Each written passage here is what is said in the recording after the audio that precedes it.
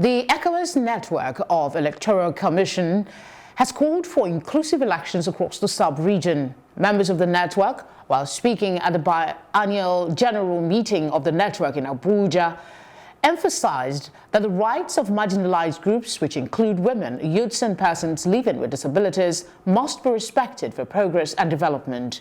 They also want governments across the sub-region to do more in making all elections inclusive.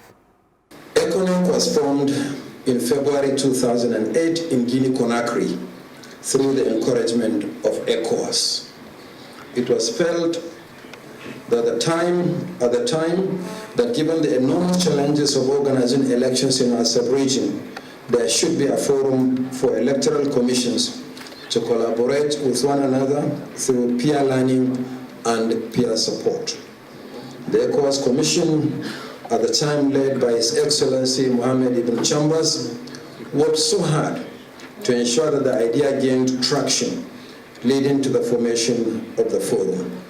ECONEC and EF SADC, with support from ECES, organized a major international conference on the opportunities and challenges of deploying technology for elections here in Abuja in April 2018, with a view to exploring ways of reducing cost and further enhancing transparency and credibility in elections. Electoral institutions are expected to conform to some basic universal principles and practices of governance and human rights, including the rights of women and persons of disabilities enshrined in the Charter of the United Nations.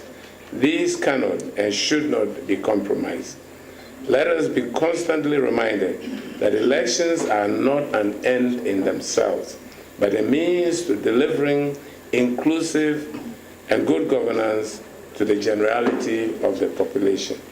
Recent studies and current statistics affirm the underrepresentation of women and other marginalized groups at all levels of governance, and particularly in political decision-making.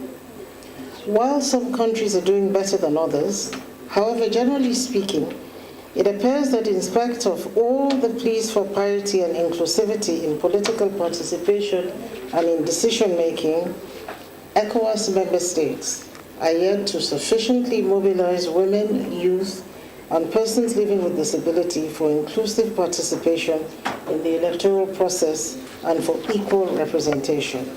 The increasingly important role of money in politics and its corollary on equal access to financial resources has a direct impact on the representation of female youth and persons with disability.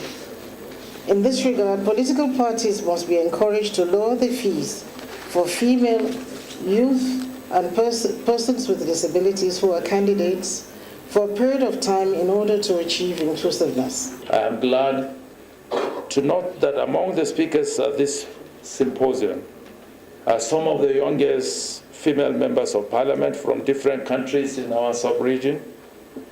It is equally noteworthy that persons with disabilities, among them a member of parliament, are also actively participating as speakers.